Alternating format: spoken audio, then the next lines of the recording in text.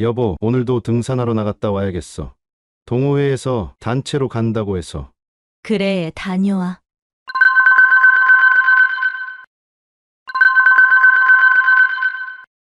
미연아? 응, 방금 나왔어. 와이프는 늘 하던 대로 속아 넘어가네. 오빠 와이프는 진짜 순진한가 봐. 우리가 벌써 몇 달째인데. 하하, 그러게. 35년 동안 운동 한 번 안 하던 내가 갑자기 등산을 시작했는데도 일심을 안 하더라고. 와이프는 맨날 집에만 있어? 응, 나이 들수록 더 무기력해져서. 미연이 너처럼 센스 있고 매력적인 여자랑은 비교도 안 되지. 어제는 진짜 아슬아슬했잖아. 갑자기 전화가 와서. 괜찮아? 동호회 회식이라고 하니까 곧이곧대로 믿더라고. 의심이라는 걸 모르나 봐. 근데 진짜 괜찮아? 요새 와이프가 좀 눈치챈 것 같던데. 걱정 마. 그 사람은 내가 이럴 거라고는 상상도 못할 거야. 맨날 집에서 반찬이나 하고 있는 사람인데. 그래도 조심하자. 우리 다음에는 인천 말고 다른 데로 갈까? 좋아. 와이프는 어차피 내가 어디 가는지 관심도 없으니까. 안녕하세요. 저는 올해 60살이 된 김영숙입니다. 35년간 행복한 결혼 생활을 이어왔다고 생각했는데, 제 남편이 등산 동호회에서 만난 여자와 불륜을 저질렀다는 사실을 알게 되었습니다. 그 순간 제 인생이 무너져 내렸습니다. 오늘은 제가 겪은 아픈 이야기를 여러분과 나누려고 합니다. 저처럼 배우자의 외도로 고통받았거나 고통받고 계신 분들에게 작은 위로가 되었으면 좋겠습니다. 이 이야기를 더 들어보고 싶으시다면 구독과 좋아요, 알림 설정 부탁드리겠습니다. 평범한 일상이 이어지던 어느 날이었습니다. 저녁 설거지를 하고 있을 때였죠. 남편이 갑자기 등산을 다니고 싶다고 말했습니다. 여보, 나 등산 다닐까 하는데? 응? 갑자기 웬 등산이야? 요즘 건강도 생각해야 할 나이고 주말마다 산이나 다녀볼까 해서. 처음에는 남편의 건강을 생각하는 마음이 기특했습니다. 35년 동안 한 번도 운동이라고는 해본 적 없는 남편이 갑자기 건강을 챙기려 한다는 게 믿기지 않았지만, 그래도 늦게라도 시작하는 게 좋다고 생각했습니다. 하지만 며칠이 지나면서 이상한 점들이 눈에 들어오기 시작했습니다. 평소 저와 이야기를 나누며 식사하던 남편이 갑자기 휴대폰만 들여다보기 시작했습니다. 밥상에 앉아 있어도 음식은 거의 손도 대지 않은 채 휴대폰만 만지작거렸죠. 여보, 무슨 좋은 일 있어? 아니, 그냥 등산 정보 좀 찾아보는 거야. 35년을 함께 산 사이라 남편의 작은 변화도 금방 눈에 띄었습니다. 식사 시간도 제각각이 되어갔고, 퇴근 후에는 등산 동호회 모임 때문에 바쁘다며 집에도 늦게 들어오기 시작했습니다. 오늘은 동호회 번개 모임이 있어서 늦을 거야. 산행 코스 정하는 회의가 있대. 주말에는 단체 등산 나가야 해서 아침 일찍 나갈 거야. 남편의 행동이 수상해지기 시작한 것은 봄이 시작될 무렵이었습니다. 등산복을 사러 간다며 백화점으로 향한 남편은 수백만 원어치의 명품 등산복과 장비들을 구입해 왔습니다. 여보, 이게 다 뭐야? 등산은 장비가 중요하대. 요즘은 다들 이런 거 입고 다닌대. 남편은 고가의 등산복만이 아니라 평소에 쓰지도 않던 화장품과 향수까지 구매하기 시작했습니다. 아침마다 꼼꼼히 스킨로션을 바르고 머리도 세팅하고 옷차림도 달라졌습니다. 요즘 피부가 너무 건조해서 나도 이제 좀 관리해야지. 35년 동안 한 번도 보지 못했던 모습이었습니다. 남편은 늘 검소한 편이었고 자신의 외모에 큰 신경을 쓰지 않았던 사람이었기 때문입니다. 주말이면 이른 아침부터 산행을 간다며 나갔습니다. 햇볕이 뜨거운 한여름에도 추운 겨울에도 빠지지 않고 나갔죠. 보통 저녁 7시가 넘어서야 돌아왔는데 신기하게도 전혀 피곤해 보이지 않았습니다. 오늘은 북한산 정상까지 올라갔어. 날씨가 너무 좋더라. 이제는 설악산도 거뜬히 등반할 수 있을 것 같아. 하지만 산행을 다녀왔다는 남편의 모습이 수상했습니다. 땀에 젖은 등산복은커녕 오히려 향수 냄새가 났고 피부는 더욱 깨끗해 보였습니다. 머리도 산에 다녀온 사람처럼 흐트러지지 않았고 피곤한 기색도 전혀 없었죠. 여보, 진짜 등산하고 온 거 맞아? 그럼 내가 어딜 갔겠어? 이 사진 봐봐. 분명 산에 있었잖아. 남편의 대답은 늘 빠르고 단호했습니다. 하지만 뭔가 이상했습니다. 주말마다 산행을 간다면서 손바닥에 굳은 살 하나 없었고 무릎 통증을 호소하지도 않았습니다. 평일 저녁에도 동호회 모임이 잦아졌습니다. 때로는 밤 10시가 넘어서야 들어왔고 주말이면 하루 종일 집을 비웠습니다.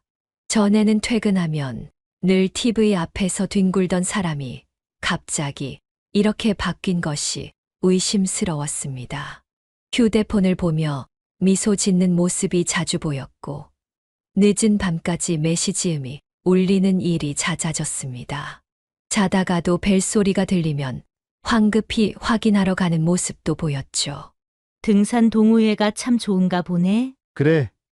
다들 좋은 사람들이야. 남편의 대답은 점점 더 짧아졌고 눈도 잘 마주치지 않았습니다.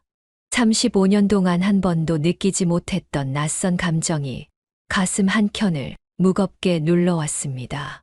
남편의 변화는 날이 갈수록 더욱 뚜렷해졌습니다. 주말이면 멋진 등산복을 차려입고 나가더니 이제는 명품 시계와 선글라스까지 구입했습니다. 카드 명세서를 보니 수백만 원이 나오는 달도 있었죠. 이 가방은 뭔데 이렇게 비싸? 등산할 때 간단한 짐 넣으려고. 요즘은 다들 이런 거매. 턱수염도 깔끔하게 정리하고 흰머리도 염색하기 시작했습니다. 등산에 메이크업은 필요 없을 텐데 비비크림까지 바르는 모습을 보며 의심이 커져갔습니다. 여보, 산에 갈 때 화장까지 할 필요는 없잖아. 요즘은 남자들도 다 관리한대. 시대가 어느 땐데. 옷장에는 새로 산 등산복들이 가득했습니다. 한 벌에 100만 원이 넘는 고가의 등산복이 10벌도 넘었죠. 등산화도 여러 켤레. 보통 사람들은 한두 벌이면 충분할 텐데 말입니다. 더 이상한 건 남편의 체중이었습니다. 등산을 그렇게 열심히 한다면서 살은 전혀 빠지지 않았어요. 오히려 피부는 더 좋아 보였고 얼굴은 더 젊어 보이기까지 했습니다. 몸무게는 왜 안 빠져? 근육이 생겨서 그런가 봐. 체지방은 줄었을 거야. 향수 냄새가 더욱 진해졌습니다. 등산하고 온다면서 땀 냄새 한번 맡아본 적이 없었죠. 오히려 깔끔하게 씻고 온 듯한 모습으로 돌아왔습니다. 주말마다 산에 간다면서 등산 사진 한 장 없는 것도 이상했습니다. 요즘 같은 세상에 인증샷 하나 없이 등산만 하고 오는 게 말이 되나요? 동호회 단체 사진도 없었고 정상에서 찍은 풍경 사진조차 없었습니다. 사진은 왜 안 찍어? 아, 운동할 때는 휴대폰 보기 싫어서. 의심이 점점 커져갔습니다. 35년을 함께 살면서 이런 느낌은 처음이었습니다. 남편의 허락도 없이 그의 행동을 의심하는 제가 미웠지만 도저히 이 불안감을 떨쳐낼 수가 없었습니다. 밤에 잠든 척하고 남편의 행동을 살폈습니다. 베란다에 나가 늦은 밤까지 통화하는 모습, 화장실에 가서 문자를 보내는 모습, 모든 게 수상했습니다. 분명 뭔가 다른 일이 있을 거라는 직감이 들었습니다. 그러던 어느 날 밤 남편의 휴대폰에서 울린 문자 소리가 저를 잠에서 깨웠습니다. 남편은 깊이 잠들어 있었고 휴대폰은 식탁 위에 놓여 있었죠. 불안한 마음에 휴대폰을 확인했습니다. 오빠, 지금 나올 수 있어? 밤 11시에 온 문자였습니다. 발신자는 등산동호회 미연이었습니다. 심장이 멎는 것 같았습니다. 오빠라니. 60살의 남편을 오빠라고 부르다니. 이전 문자들도 확인해 보았습니다. 미연이라는 여자와 주고받은 문자들은 하나같이 수상했습니다. 오늘 너무 행복했어. 다음엔 더 멀리 가자. 오빠가 보고 싶어. 더 이상은 볼 수 없었습니다. 등산이라는 건 핑계였던 거죠. 남편은 이 여자와 만나기 위해 매주 주말을 비웠던 겁니다. 새벽까지 통화하고 문자를 주고받던 상대가 바로 이 여자였던 거예요. 더 이상 눈 감고 있을 수는 없었습니다. 진실을 알아야만 했습니다. 다음 주말 남편이 등산 간다고 나설 때 미행하기로 마음먹었습니다. 여보, 나 오늘도 등산 가야 돼. 응, 조심히 다녀와. 평소처럼 아무렇지 않은 척 대답했습니다. 하지만 제 가슴 속은 이미 불길이 타오르고 있었습니다. 35년을 함께 살아온 남편이 이제는 낯선 여자와 문자를 주고받으며 불륜을 저지르고 있다는 사실이 믿기지 않았습니다. 증거를 찾기 시작했습니다. 남편의 서랍장, 등산 가방, 옷장, 구석구석을 뒤져보았지만 아직은 결정적인 증거를 찾지 못했습니다. 하지만 괜찮았습니다. 이제 곧 모든 진실이 밝혀질 테니까요. 주말이 다가올수록 심장이 더 빨리 뛰었습니다. 불안했지만 동시에 용기도 났습니다. 이제는 더 이상 속고만 살 수는 없었으니까요. 진실을 마주할 준비가 되어 있었습니다. 토요일 아침이 밝았습니다. 남편은 평소처럼 등산복을 차려입고 나섰습니다. 하지만 이상했습니다. 서울에도 북한산, 관악산, 도봉산 등 좋은 산들이 많은데 굳이 경기도까지 가겠다고 했기 때문입니다. 오늘은 경기도 쪽으로 가봐야겠어. 서울에도 산 많은데 왜 그렇게 멀리 가? 공기도 더 좋고, 거기 코스가 더 좋거든. 남편이 차를 몰고 나가자마자 서둘러 준비를 했습니다. 미리 불러둔 택시가 저를 기다리고 있었죠. 떨리는 마음을 진정시키며 남편의 차를 뒤따랐습니다. 1시간 정도 지났을까요? 남편의 차가 성수역 근처에 멈췄습니다. 그리고 그곳에서 한 여자를 태웠습니다. 40대 후반에서 50대 초반으로 보이는 여자였죠. 화려한 등산복 차림이었지만 등산할 사람 같지는 않았습니다. 저기 멈춰주세요. 그리고 저 차를 계속 따라가 주세요. 택시 기사님께 부탁드렸습니다. 손이 떨려왔습니다. 남편의 차는 경기도로 향했지만 산이 있는 방향이 아니었습니다. 한적한 주택가로 들어가더니 어느 조용한 카페 앞에 멈췄습니다.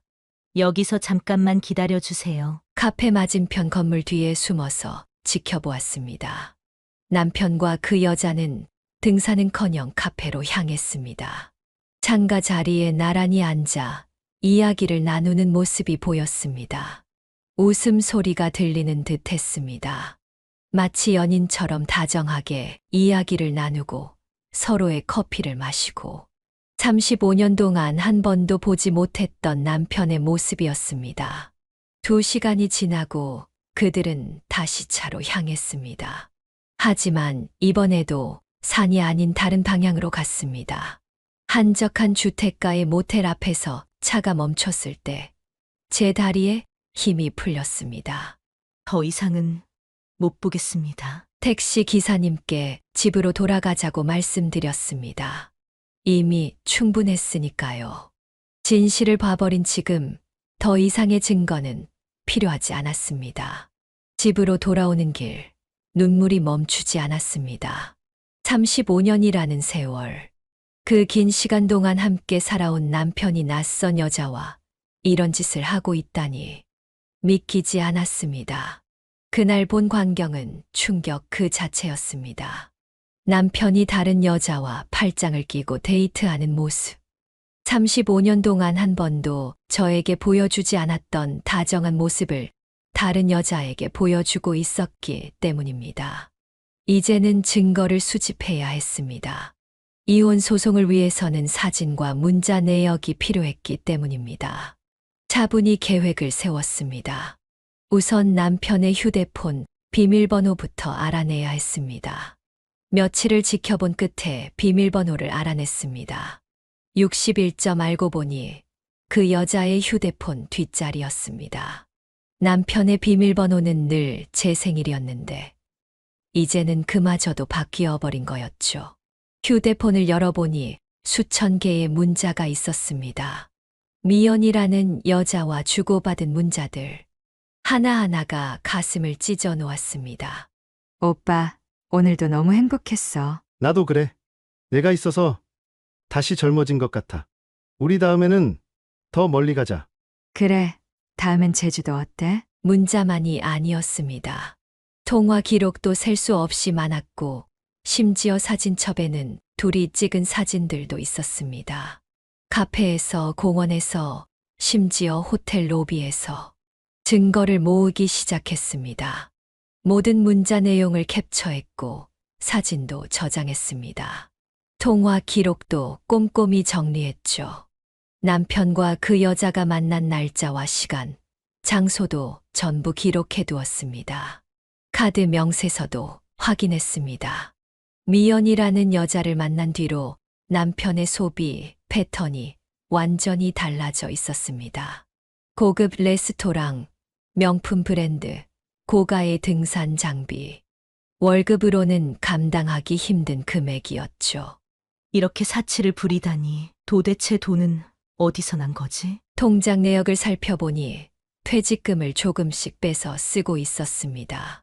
노후를 위해 모아둔 돈으로 불륜을 저지르고 있었던 거죠. 더욱 화가 났습니다. 이제는 결정적인 증거를 찾아야 했습니다. 남편이 잠든 후 조심스럽게 그의 휴대폰을 확인했습니다. 불륜의 결정적 증거를 찾기 위해서였죠. 남편의 휴대폰에는 미연이라는 여자와의 추억이 가득했습니다. 수백 통의 문자 메시지, 수십 개의 사진들, 그리고 통화 기록까지. 서로를 그리워하는 내용과 만남을 약속하는 메시지들이 끝없이 이어졌습니다. 오늘 샀던 등산복 정말 잘 어울렸어. 고마워. 내가 골라준 거라 더 마음에 들어. 다음에는 더 예쁜 걸로 사자. 오빠한테 잘 어울리는 걸로. 문자들을 읽어내려가면서 손이 떨려왔습니다. 그러다 우연히 남편의 등산복 뒷주머니를 살펴보게 되었죠. 꼬깃꼬깃 접힌 영수증들이 나왔습니다. 모텔 영수증이었어요. 경기도의 어느 모텔. 등산을 간다던 시간과 정확히 일치했죠. 마음이 무너져 내렸습니다. 여보, 오늘은 설악산 간다고 했잖아. 근데 이건 뭐야? 혼잣말이 나왔습니다. 더 찾아보니 호텔 영수증도 있었습니다. 충주, 강릉, 출장이라고 했던 그 날들에 다녀온 호텔들이었죠. 모든 게 거짓이었던 겁니다. 등산도, 출장도, 동호회 모임도 구석구석을 더 뒤져보았습니다. 서랍 속에서는 둘이 찍은 사진들이 더 나왔고, 차 안에서는 그 여자가 두고 간 듯한 머리끈 발견됐습니다. 이제는 모든 게 명확해졌습니다. 남편의 갑작스러운 변화, 주말마다의 등산, 늦은 밤의 문자들. 모든 것이 그 여자 때문이었던 거죠. 증거들을 하나하나 정리하면서 눈물이 멈추지 않았습니다. 35년이라는 세월 동안 함께 살았던 사람이, 우리 아이들의 아버지가 이렇게 뻔뻔하게 거짓말을 하고 있었다니. 더 이상 참을 수 없어서 모든 증거를 들고 남편과 마주 앉았습니다. 가슴이 떨려왔지만 이제는 진실을 마주해야 할 때였습니다. 여보, 잠깐 이야기 좀 할까? 왜? 나 오늘 일찍 나가봐야 하는데. 미연이라는 사람 누구야? 남편의 얼굴이 순식간에 하얗게 변했습니다.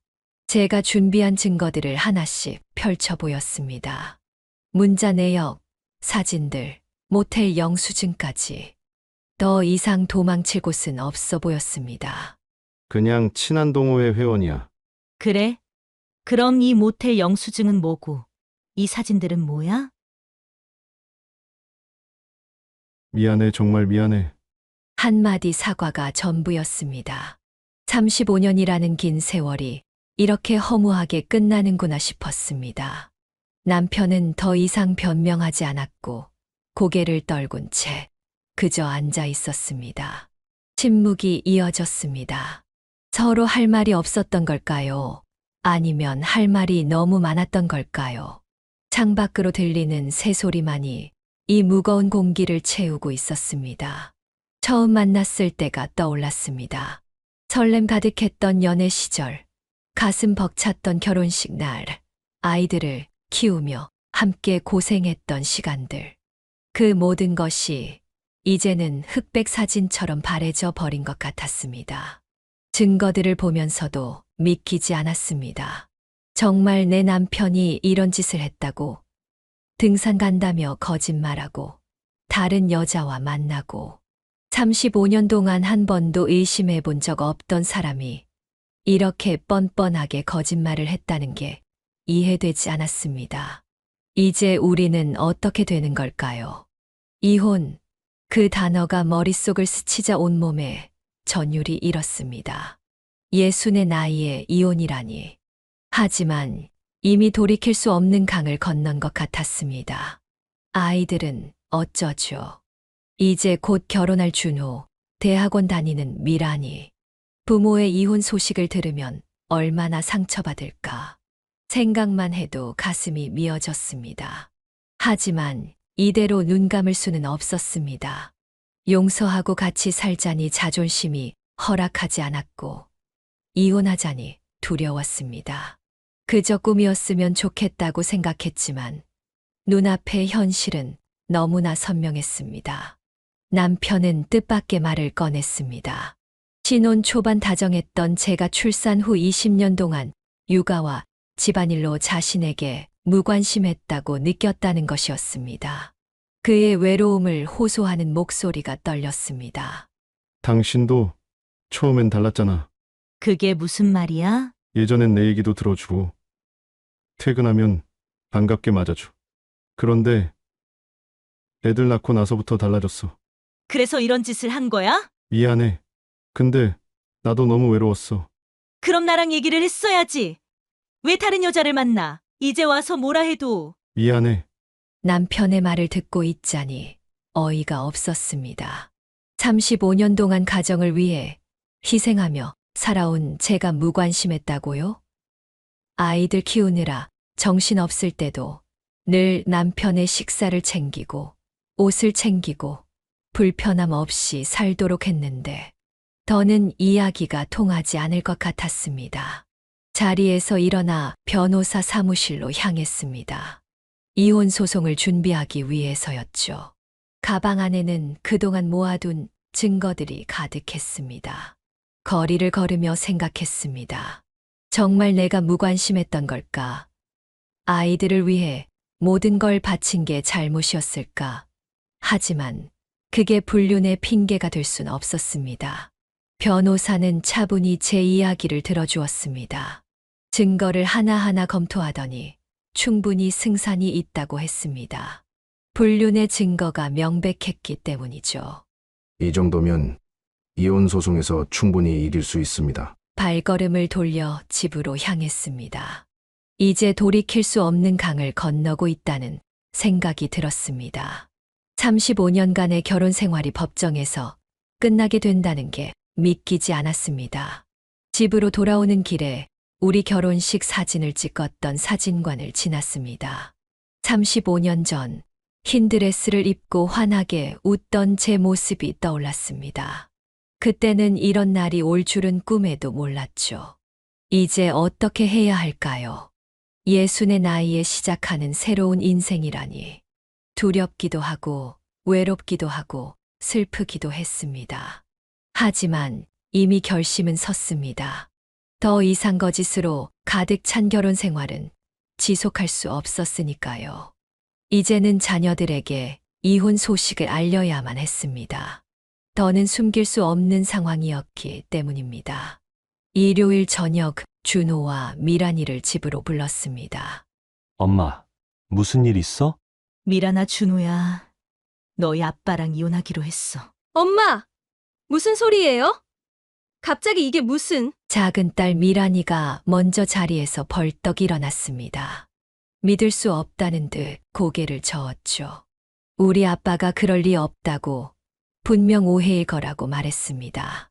아빠가 그럴 리가 없어요. 절대 그런 분이 아니라고요. 여기 증거가 다 있어. 아빠 이게 정말이에요. 미안하다. 아빠가 잘못했어. 미란이는 그 자리에서 울음을 터뜨렸습니다. 35년간 단란했던 우리 가정이 한순간에 무너지는 모습을 지켜보는 것이 얼마나 힘들었을까요? 특히 아빠를 가장 따르던 미란이에게는 더욱 큰 충격이었을 겁니다. 준호는 아무 말 없이 고개를 숙이고 있다가 자리를 박차고 일어났습니다. 현관문을 열고 나가버렸죠. 감당하기 힘든 현실 앞에서 도망치고 싶었나 봅니다. 아이들의 눈물을 닦아주고 싶었지만 저 역시 눈물이 마르지 않았습니다. 부모의 이혼으로 평생 상처를 안고 살아갈 아이들을 생각하니 가슴이 미어졌습니다. 한참을 흐느끼던 미란이가 물었습니다. 왜 이렇게 됐는지, 정말 다시 돌이킬 수는 없는지. 하지만 이미 돌이킬 수 없는 강을 건넜다고 말할 수밖에 없었습니다. 증거 사진들을 보여주자 미란이는 더욱 큰 충격에 빠졌습니다. 아버지가 등산 간다며 거짓말하고 다른 여자를 만났다는 사실이 믿기지 않는다며 계속해서 고개를 저었습니다. 밤늦게서야 준호가 돌아왔습니다. 술에 취해 있었죠. 평소 술을 멀리하던 아들이었는데 그만큼 큰 충격을 받았나 봅니다. 35년간의 결혼 생활이 끝나는 순간 우리 가족은 이렇게 뿔뿔이 흩어져 울고 있었습니다. 한순간의 실수로 인해 내 사람의 인생이 이렇게 무너져 내린다는 게 너무나 안타까웠습니다. 큰아들 준호의 결혼 상견례가 한 달 앞으로 다가왔다는 사실이 가장 마음에 걸렸습니다. 이런 상황에서 어떻게 예비 사돈을 만나야 할지 밤마다 잠을 이루지 못했습니다. 아들도 고민이 깊어 보였습니다. 전화로 조심스럽게 물어보았죠. 준호야, 상견례는 어떻게 하면 좋을까? 엄마 결혼 미루려고 해요. 뭐라고? 은정이네 부모님께 말씀드렸어요. 지금은 좀... 미안하다. 엄마가 미안해. 아들의 담담한 목소리가 더욱 마음을 아프게 했습니다. 통화를 끊고 나서야 알게 됐는데 이미 동네에는 소문이 파다하게 퍼져 있었습니다. 등산 동호회 회원들 사이에서도 이미 공공연한 비밀이 되어버렸더군요. 이웃들의 수군거림이 들리기 시작했습니다. 아파트 엘리베이터에서 마주칠 때면 어색한 침묵이 흘렀고 평소 친하게 지내던 이웃들도 이제는 저를 피하는 듯 했습니다. 불쌍해서 어떡해. 애들은 어쩌나. 예순이 다 된 나이에 바람을 피우다니. 등산 동호회에서도 소문이 퍼졌다고 했습니다. 그곳 회원들은 남편과 그 여자의 관계를 이미 알고 있었다고 하더군요. 심지어 어떤 회원은 둘이 데이트하는 모습을 자주 봤다고도 했습니다.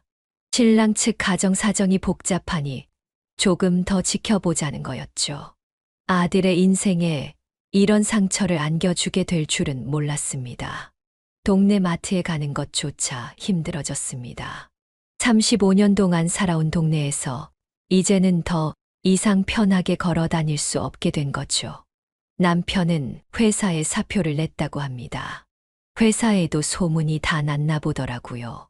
35년 동안 쌓아온 모든 것을 버리고 새로운 시작을 하겠다는 겁니다.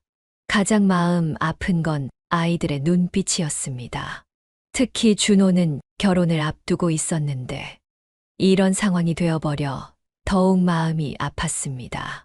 부모의 이혼이 자녀들의 인생에까지 영향을 미치게 될 줄은 몰랐습니다.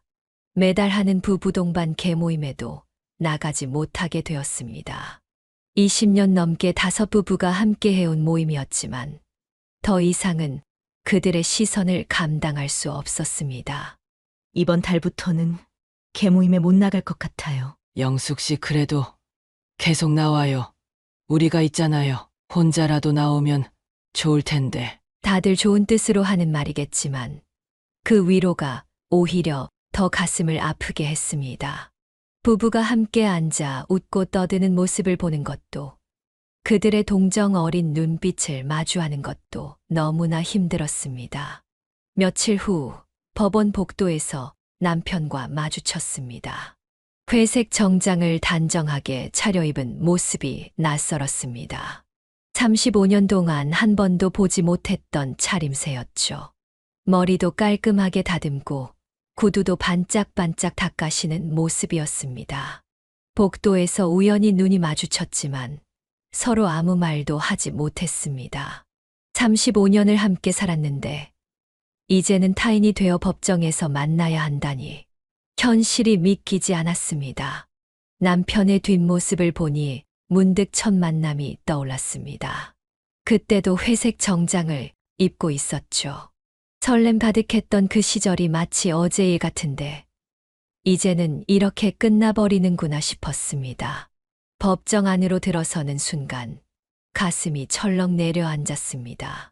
판사님 앞에서 우리는 서로 다른 방향을 보고 앉아 있었습니다. 한 집에서 35년을 살았던 부부가 이제는 원고와 피고라는 이름으로 마주하게 된 것입니다. 재판은 생각보다 빨리 끝났습니다. 불륜의 증거가 너무나 명백했기 때문이겠죠. 남편은 고개를 푹 숙인 채 자리에서 일어났고 저는 그의 뒷모습을 바라보며 눈물을 삼켰습니다. 이제 정말 끝이구나. 생각하니 온몸에 힘이 빠졌습니다. 법원을 나서는 발걸음이 무거웠습니다. 35년의 세월이 이렇게 허무하게 끝나다니 꿈만 같았습니다. 재판에서 승소했다는 연락을 받았습니다. 불륜의 증거가 너무나 명백했기 때문입니다. 변호사의 전화를 받던 순간 가슴 한켠이 먹먹해졌습니다. 판결문에는 위자료 1,800만 원과 함께 재산 분할 내용이 적혀 있었습니다. 35년 동안 전업주부로 살면서 가사노동으로 재산 형성에 기여했다는 점을 인정받아 남편이 모은 재산의 50%를 받게 되었습니다. 아파트는 무인 앞으로 하고 퇴직금과 예금은 절반씩 나누시면 됩니다. 남편 퇴직금도 재산분할 대상인가요? 네. 혼인기간 중 형성된 재산이니까요. 35년 동안의 가사노동 가치를 인정받으신 겁니다. 알겠습니다. 변호사 사무실에서 판결문을 받아들었습니다. 흑백으로 인쇄된 글자들 사이에 35년의 세월이 담겨 있었습니다. 신혼 때에 행복했던 순간들, 아이들을 키우며 함께 고생했던 시간들, 그 모든 것이 이제는 차가운 법률 용어로 정리되어 있었습니다. 재산 분할 금액과 위자료, 이 돈이 35년 세월의 가치였던 걸까요? 우리가 함께 보낸 시간들, 추억들, 그리고 서로에 대한 믿음. 이 모든 것들이 그저 돈으로 정리될 수 있는 것이었을까요?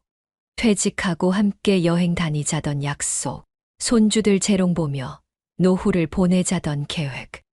이 모든 것들이 이제는 허상이 되어버렸습니다. 법원에서 정한 금액들이 우리의 긴 세월을 너무나 쉽게 정리해버리는 것 같아 마음이 아팠습니다. 남편은 위자료를 현금으로 가져왔습니다. 돈다발을 건네며 잠깐 머뭇거리더니 이내 고개를 숙이고 돌아섰습니다. 재산 분할은 변호사를 통해 처리하기로 했죠. 그게 마지막 만남이 될 줄은 몰랐습니다. 현금 다발을 집에 가져와 책상 위에 올려두었습니다. 밤새 그 돈다발을 바라보았습니다. 한 장 한 장 세어보면서 우리의 추억도 함께 세어보았습니다. 첫 월급으로 사준 반지, 첫 아이 돌잔치 때의 설렘, 가족 여행에서의 행복했던 순간들. 이 모든 것들이 결국 돈으로 정리되어 버린다는 게 너무나 씁쓸했습니다. 35년의 세월이 우리가 함께 쌓아온 모든 것들이 이렇게 허무하게 끝나버리다니. 세상에 이보다 더 공허한 승리가 있을까요? 이혼 조정기일이 끝난 후 남편이 마지막으로 찾아왔습니다. 짐을 정리하러 온다고 했지만 실제로는 마지막 인사를 하고 싶었던 것 같았습니다. 정말 미안해. 이제 와서. 아이들한테는 내가 잘 설명할게. 됐어, 그만 가. 그래. 잘 있어, 당신도. 있지. 나 35년은 행복했어. 현관문이 닫히는 소리가 유난히 크게 들렸고 그 소리와 함께 35년의 세월도 끝나버린 것 같았습니다. 자녀들은 부모의 이혼 후 생활을 걱정했습니다. 준호는 주말마다 찾아왔고 미란이는 매일같이 전화를 걸어 안부를 물었습니다. 부모의 이혼으로 오히려 아이들이 저를 더 걱정해주는 상황이 되어버렸습니다. 아이들의 걱정 어린 목소리를 들을 때마다 마음이 아팠습니다.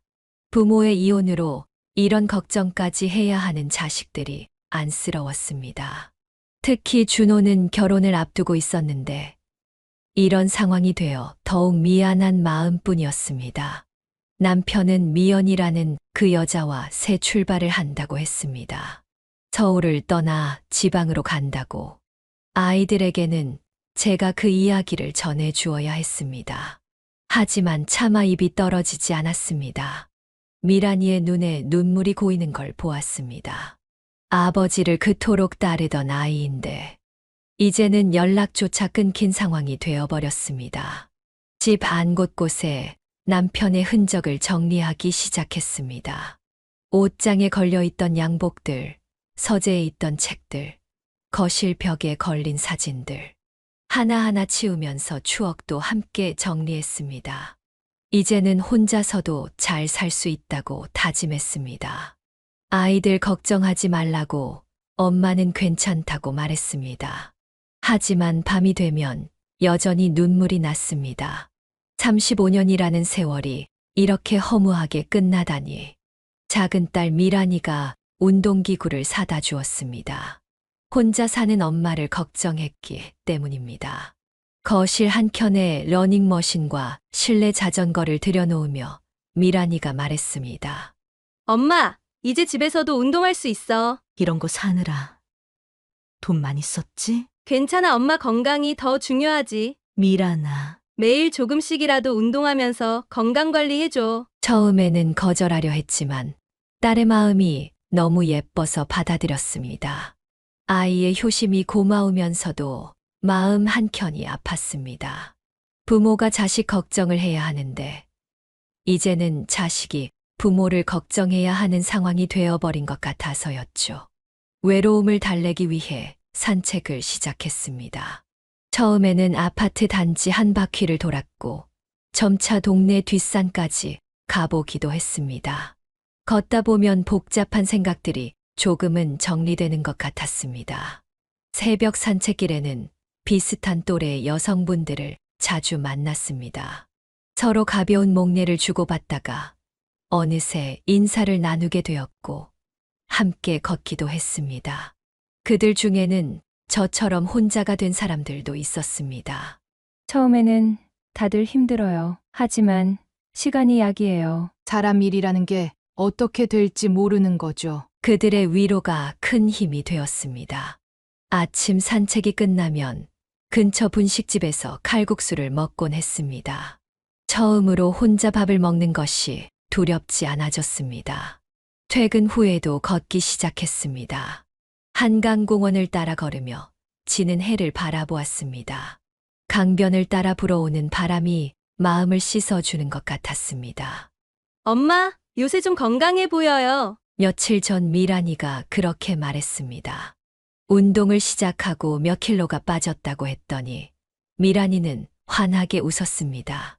딸의 웃는 얼굴을 보니 저도 모르게 미소가 지어졌습니다. 35년 동안 한 번도 혼자 걸어보지 않았던 길을 이제는 혼자서 걷고 있습니다. 처음에는 무섭고 두려웠지만 이제는 조금씩 익숙해져 가고 있습니다. 가끔은 산책길에서 마주치는 부부들을 보며 마음이 아플 때도 있습니다. 하지만 이제는 그런 감정도 조금씩 담담해지고 있습니다. 혼자만의 시간을 보내는 법을 배워가고 있는 것 같습니다. 시간이 흐르면서 혼자만의 생활에 조금씩 적응해 가기 시작했습니다. 아침에 일어나 커피 한 잔을 내려 마시고 운동을 하고 식사를 챙기는 일상이 자리를 잡아갔습니다. 자녀들과 연락을 주고받는 것이 하루의 큰 위안이 되었습니다. 준호는 바쁜 와중에도 주말마다 전화를 했고 미란이는 거의 매일 카톡으로 안부를 물었습니다. 서로를 위로하고 격려하는 시간이었습니다. 엄마, 이번 주말에 시간 돼? 왜? 은정이가 같이 가고 싶은 식당이 있대. 엄마도 좋아할 것 같아서. 그래, 가보자. 엄마, 이제 표정이 한결 밝아진 것 같아. 처음에는 자녀들의 전화가 오히려 마음을 아프게 했습니다. 부모의 이혼으로 상처받았을 텐데도 오히려 저를 걱정해주는 모습이 안쓰러웠기 때문입니다. 준호는 결혼식 준비를 다시 시작했습니다. 예비 처가에서도 이해해 주셨다고 합니다. 미란이도 대학원 졸업을 앞두고 있었죠.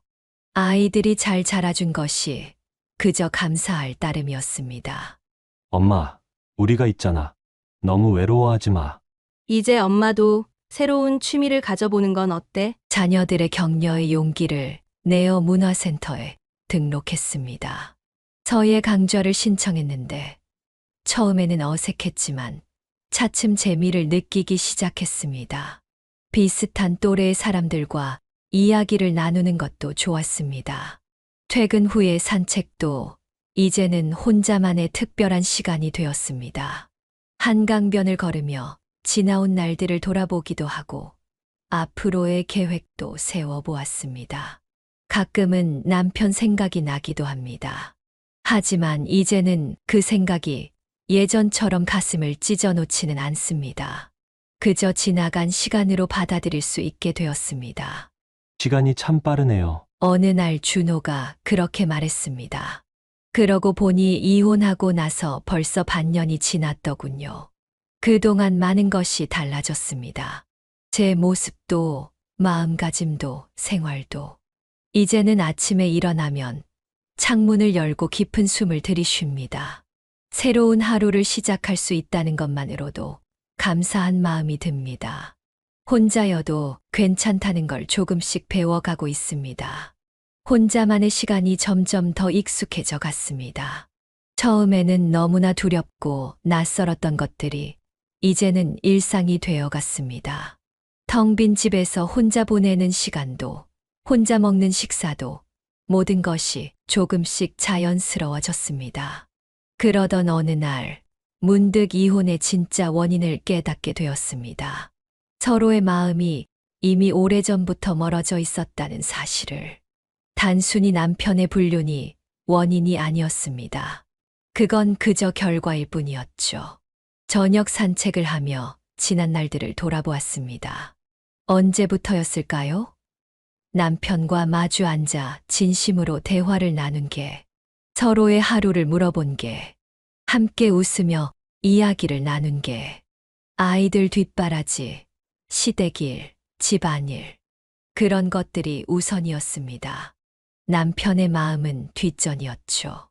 바쁘다는 핑계로 대화는 줄어들었고 남편이 새 양복을 입어도 눈치채지 못했습니다. 여보, 오늘 머리 잘랐는데 어때? 아, 그래?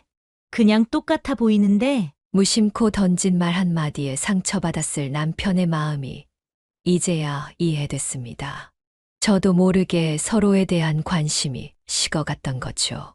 식탁에 마주 앉아 있어도 각자 휴대폰만 보던 모습, 주말이면 각자 다른 방에서 시간을 보내던 모습, 명절에도 형식적인 대화만 나누던 모습.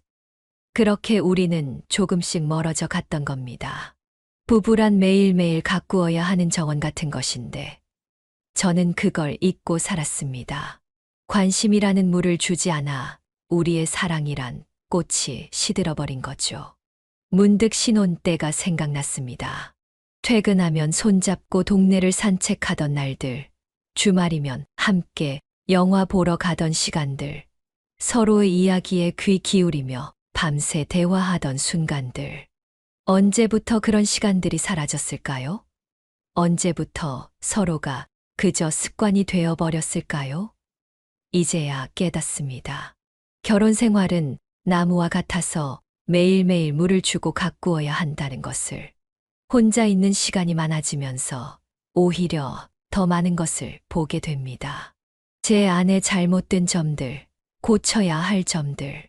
이혼이라는 쓴 약을 먹고 나서야 이런 것들을 깨닫게 되다니 참 아이러니합니다. 이제는 알 것 같습니다. 사랑은 시간이 지난다고 자연스럽게 유지되는 게 아니라는 걸. 매일매일의 노력과 관심이 필요하다는 걸.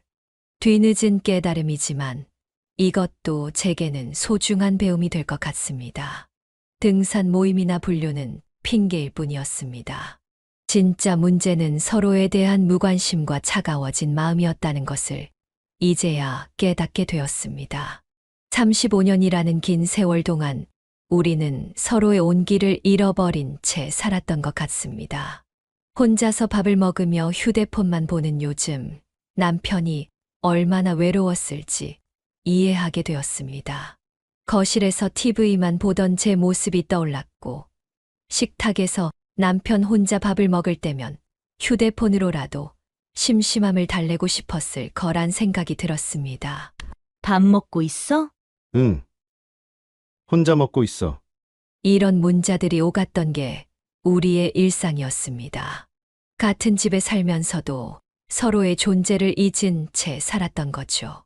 퇴근 후에는 피곤하다는 핑계로 대화도 제대로 나누지 않았습니다.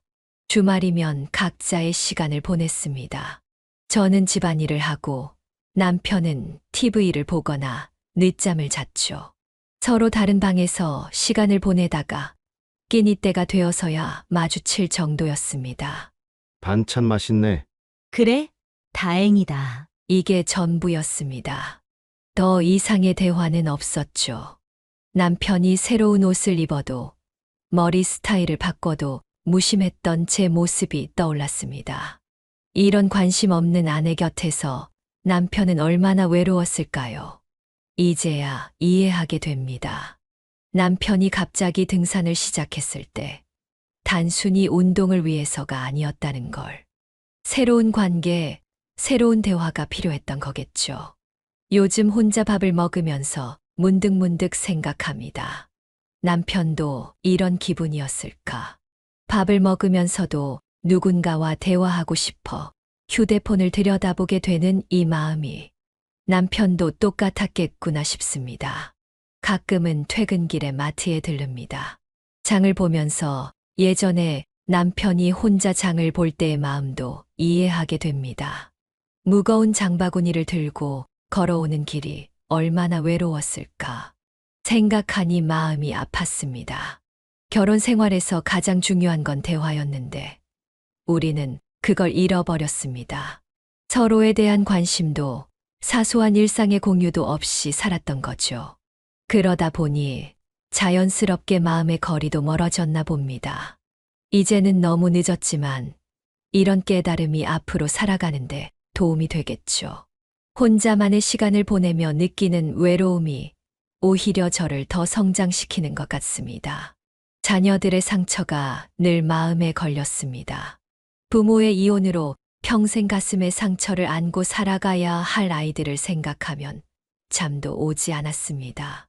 특히 준호의 결혼식을 앞두고 이런 일이 벌어져 더욱 미안한 마음뿐이었습니다. 새로운 삶을 시작하려 노력했습니다. 이제는 혼자만의 생활에 적응해야 했기 때문입니다. 남편이 해주던 일들을 하나씩 배워나갔습니다. 깜빡하고 켜져 있던 형광등을 교체하다가 의자에서 넘어질 뻔도 했고, 못을 박다가 망치로 손가락을 찍기도 했습니다. 엄마, 그런 거 나한테 말하지. 큰 쓰레기들을 처리하는 것도 쉽지 않았습니다. 무거운 박스들을 혼자 분리수거장까지 나르다가 허리를 삐끗하기도 했죠. 35년 동안 남편이 해오던 일들이 이렇게 많았다는 걸 이제야 알게 되었습니다. 문화센터에 다니기 시작했습니다. 서예반에 등록했는데 붓글씨를 쓰다 보면 복잡한 마음이 조금은 정리되는 것 같았습니다. 거기서 만난 동년배들과 이야기를 나누며 위로를 받기도 했습니다. 시간이 약이에요. 나도 처음엔 많이 힘들었는데 혼자라고 외로워하지 말고 이제는 자신을 위한 시간을 가져보세요. 그들의 말처럼 이제는 제 자신을 위한 시간을 가져보려 합니다. 취미 생활도 하고 운동도 하고 혼자여도 건강하고 행복한 모습을 보여주고 싶었습니다. 그게 자녀들에게 해줄 수 있는 최선의 선물이라 생각했기 때문입니다. 가끔은 자녀들과 함께 저녁을 먹습니다. 그럴 때면 평소보다 더 맛있는 음식을 해주려고 노력합니다. 정성껏 만든 음식을 먹으며 아이들과 이야기를 나눕니다. 그런 시간들이 제게는 큰 위로가 됩니다. 이제는 혼자만의 삶도 나쁘지 않다고 생각합니다. 조용한 아침에 커피 한 잔의 여유를 즐기고 퇴근 후에는 산책을 하며 하루를 정리합니다. 쓸쓸하지만 그 속에서도 나름의 평화를 찾아가고 있습니다. 가끔 아이들이 보내오는 문자 메시지가 하루의 큰 힘이 됩니다. 엄마, 오늘도 힘내라는 짧은 말 한마디가 제게는 세상을 다 가진 것만큼 소중합니다. 더 이상 남편이 없다는 현실을 받아들여야 했습니다. 35년 동안 함께했던 사람이 이제는 완전히 제 인생에서 사라졌다는 사실이 때로는 꿈만 같았습니다. 비슷한 경험을 가진 사람들과 소통하고 싶어졌습니다. 서로의 아픔을 나누고 위로받고 싶었기 때문입니다. 인터넷을 검색하다가 이혼한 중년들의 모임을 찾았습니다. 처음에는 망설여졌지만 용기를 내어 참석했습니다. 저도 처음에는 많이 힘들었어요. 35년 연애하다 헤어진 것 같았죠. 밤에 잠들기 전이 제일 힘들더라고요. 그 시간만 견디면 괜찮아요. 모임에서 만난 사람들의 이야기를 들으며 위로를 받았습니다. 저만 겪는 일이 아니라는 것, 이 아픔을 이겨낸 사람들이 있다는 것, 그것만으로도 큰 힘이 되었습니다. 처음에는 죽고 싶은 마음뿐이었는데 이제는 새로운 삶을 살고 있어요. 혼자만의 시간을 즐기는 법을 배웠죠. 오히려 더 행복해졌어요. 그들의 이야기를 들으며 희망을 보았습니다. 주말마다 모임에 나가 산행도 하고 때로는 같이 식사를 하며 서로의 이야기를 나눴습니다. 웃음도 많아졌고 마음의 짐도 조금씩 덜어졌습니다. 우리도 처음에는 다들 그랬어요. 하지만 보세요. 지금은 이렇게 웃으면서 이야기할 수 있잖아요. 모임 회원들과 함께하는 시간이 늘어날수록 마음도 조금씩 치유되어 갔습니다. 서로의 경험을 나누고 조언을 주고받으며 새로운 삶의 방향을 찾아갔습니다. 이제는 과거에 연연하지 말고 앞으로의 삶을 생각해봐요. 우리에게도 제2의 인생이 있잖아요. 그들 말대로였습니다. 이제는 과거를 뒤돌아보기보다 앞으로의 삶을 생각해야 했습니다. 예순의 삶 아직 많은 시간이 남아 있었습니다. 이 시간을 어떻게 보낼지는 제 선택에 달려 있었습니다. 모임에서 만난 분들과 취미 생활도 시작했습니다. 등산도 하고 요리 교실도 다니고 가끔은 여행도 다녔습니다. 혼자였다면 시도하지 못했을 일들을 함께하면서 새로운 즐거움을 발견했습니다. 그들의 말처럼 이제는 혼자가 아니었습니다. 같은 아픔을 겪은 사람들과 함께하면서 새로운 희망을 발견해 가고 있었습니다. 그렇게 저는 새로운 시작을 준비하게 되었습니다. 아픔을 극복하고 앞으로 나아가야 했기 때문입니다. 이제는 더 이상 과거에 머물러 있을 수 없다는 걸 알았습니다.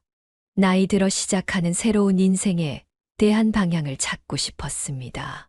인터넷 카페에 제 이야기를 올리고 여러분들의 조언을 구했습니다. 예순의 나이. 아직은 제2의 인생을 살기에 충분한 시간이 있었습니다. 이제부터가 진짜 나를 위한 시간이에요. 취미생활도 하고 봉사활동도 하면서 의미 있게 보내세요. 혼자만의 시간을 두려워하지 마세요. 많은 분들이 다양한 조언을 해주셨습니다. 그 중에서 가장 마음에 와닿았던 건 작은 서점을 운영하시는 분의 이야기였습니다. 저도 이혼하고 시작했어요. 책과 함께하는 삶. 생각보다 좋답니다. 동네 작은 서점. 늘 꿈꿔왔던 일이었습니다. 남편과 함께 노후에 하려고 했던 계획이었는데, 이제는 혼자서라도 도전해보고 싶어졌습니다. 서점 경영 관련 강의도 찾아 들었습니다. 퇴직금으로 작은 서점을 차리는 것. 이제는 그저 꿈만이 아닌 구체적인 계획이 되어가고 있었습니다. 자녀들도 제 새로운 도전을 응원해 주었습니다. 준호는 주말마다 서점 관련 정보를 찾아와 주었고, 미란이는 책 추천 목록을 만들어 주었습니다. 엄마, 이제는 정말 엄마가 하고 싶은 일 하세요. 우리가 도와드릴게요. 함께 만들어가요. 아이들의 응원에 더욱 힘이 났습니다. 혼자가 아니라는 것, 나를 믿고 지지해 주는 사람들이 있다는 것, 그것만으로도 충분한 용기가 되었습니다. 이제는 매일 아침 일찍 일어나 운동을 하고 독서도 하며 새로운 하루를 시작합니다. 작은 수첩의 서점에 대한 아이디어들을 적어보기도 하고 다른 서점들을 둘러보며 공부도 합니다. 인생의 끝이라고 생각했던 이혼이 오히려 새로운 시작이 되어가고 있었습니다. 예상치 못한 아픔이 새로운 꿈을 꾸게 해준 것입니다. 이제는 그 아픔에 감사할 수 있을 것 같습니다. 앞으로의 날들이 늘 행복하지만은 않겠지만, 이제는 제 삶의 주인공으로 당당하게 살아가고 싶습니다. 혼자여도 외롭지 않은 나만의 행복한 인생을 만들어가고 싶습니다. 35년이라는 긴 세월을 함께한 부부가 이렇게 남이 되어버린 이유, 그것은 서로에 대한 관심 부족이었습니다. 일상에 지쳐 서로의 마음을 살피지 못했고, 대화는 점점 줄어들었으며, 그저 습관처럼 함께 살아왔기 때문입니다. 결혼 생활은 매일매일 가꾸어야 하는 정원과 같습니다. 물을 주지 않으면 꽃이 시들듯, 관심과 사랑이 없으면 부부의 정도 시들어 버립니다. 서로에 대한 작은 관심, 따뜻한 말 한마디가 얼마나 소중한지 이혼을 하고 나서야 깨닫게 되었습니다. 지금 이 영상을 보고 계신 분들, 특히 결혼하신 분들께 감히 부탁드립니다. 오늘 저녁 배우자와 마주 앉아 이야기를 나눠보세요. 하루 동안 있었던 일들, 서로의 고민거리, 작은 기쁨들, 그동안 하지 못했던 이야기들을 나눠보세요. 남편들은 아내의 새로운 머리 스타일을 칭찬해 주세요. 아내들은 남편의 노고를 인정해 주세요. 작은 변화에도 관심을 보이고 서로의 마음을 이해하려 노력해 주세요. 불륜이라는 선택은 결코 해결책이 될 수 없습니다. 그것은 오히려 더 큰 상처와 후회만을 남길 뿐입니다. 특히 자녀들에게 평생 씻을 수 없는 상처를 안겨주게 됩니다. 부부 간의 갈등이 있다면 대화로 풀어보세요. 정 안 되면 상담을 받아보세요. 불륜이라는 쉬운 길을 택하지 마세요. 그 끝에는 아무것도 남지 않습니다. 후회와 상처뿐입니다. 결혼 생활의 행복은 거창한 것에 있지 않습니다. 일상 속 작은 관심과 사랑, 서로에 대한 존중과 이해, 이런 것들이 쌓여 단단한 신뢰가 되고 영원한 사랑이 되는 것입니다. 저의 이야기가 여러분의 결혼 생활의 작은 교훈이 되었기를 바랍니다. 지금까지 김영숙님의 이야기를 들어보셨는데요. 영숙님의 이야기가 마음에 드셨다면 구독, 좋아요, 알림 설정, 댓글까지 부탁드리겠습니다. 여기까지 인생의 후반부를 이야기하다 지혜사연이었습니다. 감사합니다.